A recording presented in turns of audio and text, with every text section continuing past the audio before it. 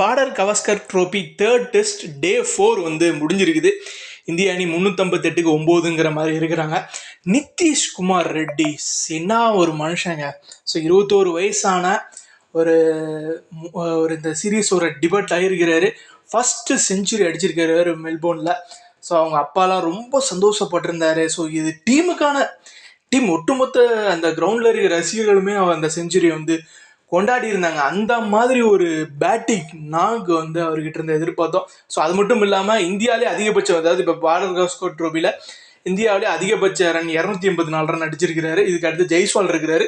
So overall பார்க்கும்போது first இடத்துல வந்து ஹெட்டும், 2வது இடத்துல நம்ம நிதிஷ்குமார் ரெட்டியும் இருக்கிறாங்க. ஸோ இப்போ டே 3 முடிஞ்சிருக்கு. வாஷிங்டன் சுந்தர் கூட ஒரு அருமையான ஒரு பார்ட்னர்ஷிப் போட்டார். ஸோ இந்த டெஸ்ட்டை பொறுத்தவரை இன்னும் 2 நாள் தான் இருக்குது. இன்னும் 2 இன்னிங்ஸ் ஆட வேண்டியது இருக்கிறதுனால ட்ராவுக்கான வாய்ப்பு அதிகமாக இருக்குது. ஸோ ட்ரா தான் ஆகும். ஸோ நாளைக்கு என்ன நடக்குதுங்கிறத பொறுத்து இருந்து பார்ப்போம்.